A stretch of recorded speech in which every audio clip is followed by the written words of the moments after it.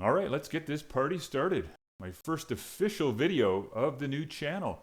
And it's the one that I was supposed to have made about 6 months or so ago. So we're finally going to get this thing done properly.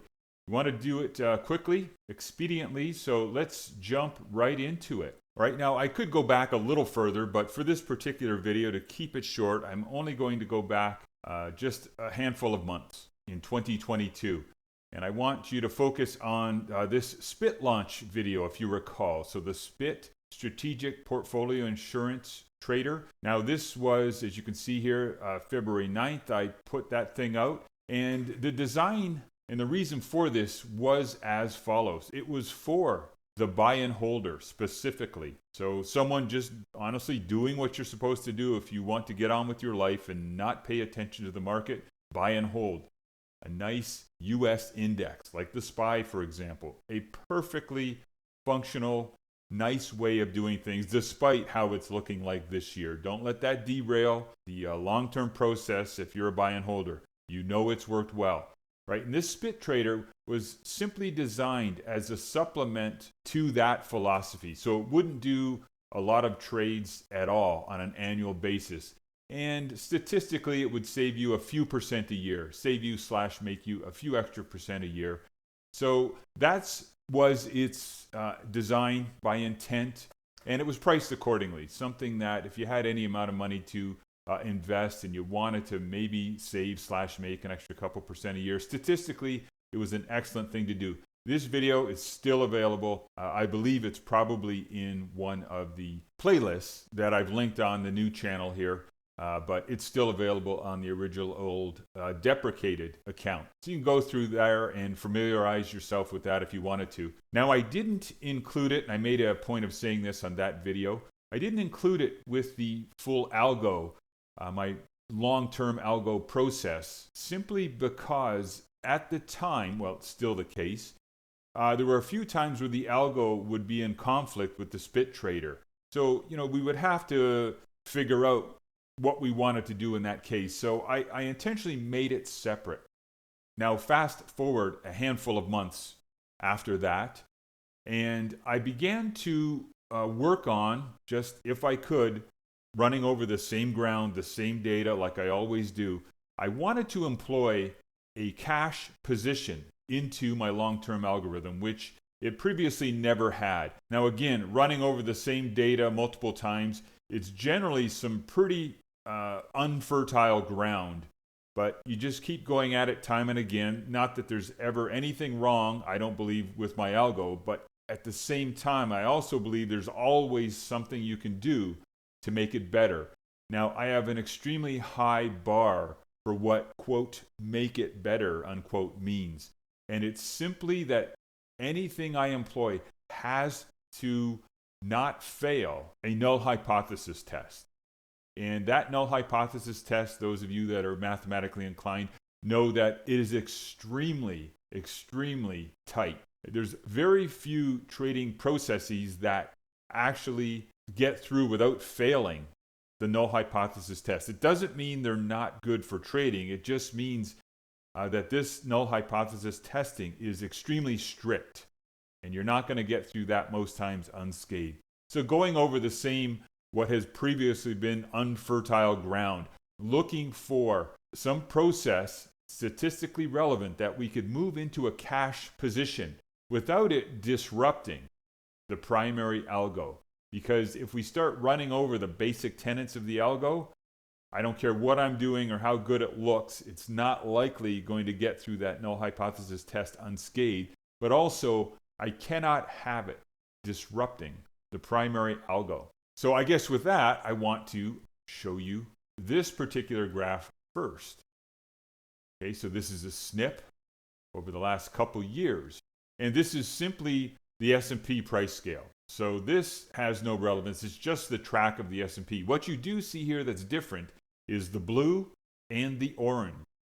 So since the rollout in June, I have successfully employed this process into our long-term algo, and getting around back to the SPIT trader, I also rolled that in while we were doing a complete rewrite of the process just to make it clean. So the orange that you see was the new processes, the new what I call the amalgamated algorithm, the one that we're currently running now.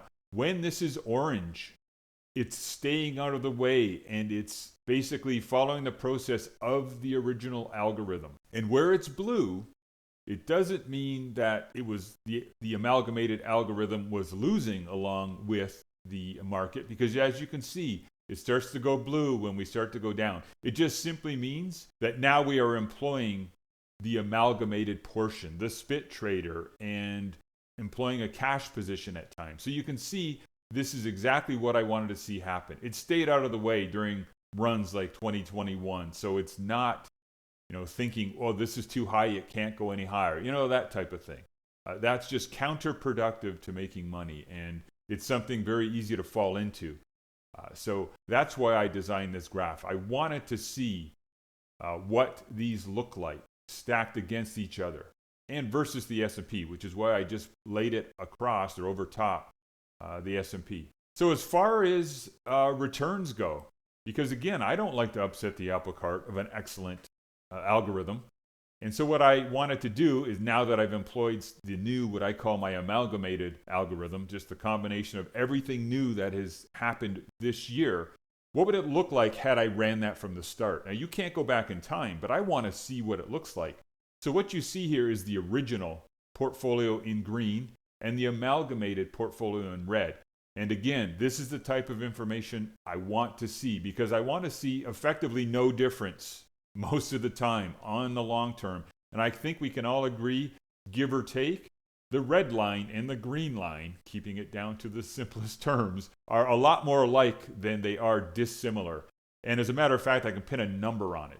The new amalgamated algorithm, the one that we've been running dutifully since June, has, as far as the day-to-day decisions over the entirety of the data series, of the time series, is about 9% different. That's effectively no difference at all. Now, that's not in returns. I'm talking the day-to-day trading decisions.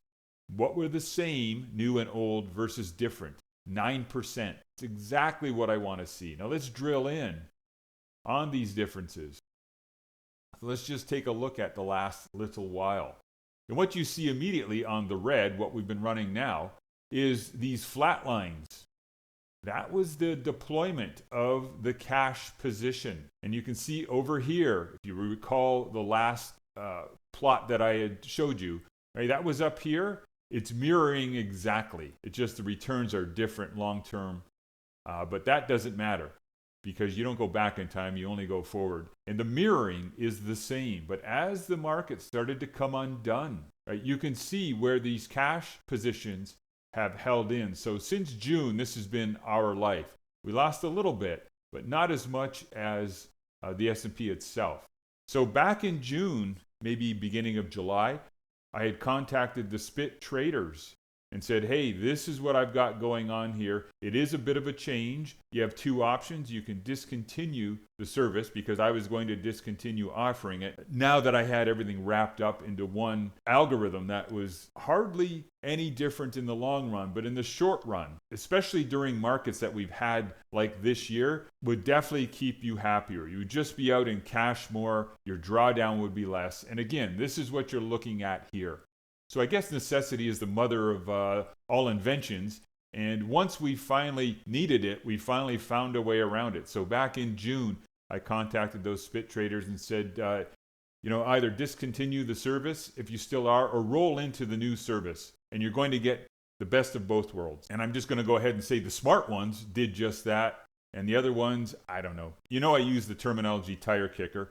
Not completely derogatory, but because as long as you are employing a long-term buy and hold, like I always suggested that the spit traders do, and just add the spit algorithm as a supplement, you're doing the right thing. And I don't want this video to go on too long, so I had this stop outs situation here. I'm not going to cover that on this video. This is actually something that I showed back in 2021, again, because I had a pretty good idea that since the November 4th, our high water mark of 2021, it would be worth showing you guys in graphic form on these plots. what stopping out does for you. And I'm not going to make that video now because I don't want it to get too long. So I'll close with the following. Head on over to patreon.com/Koyas Quantitative, and you'll see the long-term algorithm with that spit trader. Now I just call it my entirely amalgamated process. And hit the join button, $125 a month. And I want to point out to you the new email address, so CQ2solutions@gmail.com. I'm not saying I won't respond if you send to the old email address, but again, that's going to be deprecated for reasons I gave in the previous video. I won't go over that here. So despite having a winning solution, a quality algorithm, that doesn't mean we rest on our laurels. And I've been extremely happy with the new process. And a lot of it came, you could almost say, just in time. And there's no other plot that shows that better than this right here. So stopping out worked. That cash position now has a place within the algorithm. And I just can't really emphasize enough just how happy I am given how long I looked at a way to get a cash position into this algo without disrupting things. And for whatever reason, the stars aligned back in June, and I found a very, very solid situation that checked all the boxes for me. It left us alone, and it allowed the algo to do its thing and to make its money and statistically outperform a SPY, buy, and hold when it needed to, and then it went into a bit of a defensive mode without getting in its own way. I mean, that's literally the best of both worlds. All right, thanks for watching. Remember, roll your subscription button over from the old channel to this new one. Thanks to those that have hit the subscribe already in the last 18, 24 hours. And we'll see you on the next video.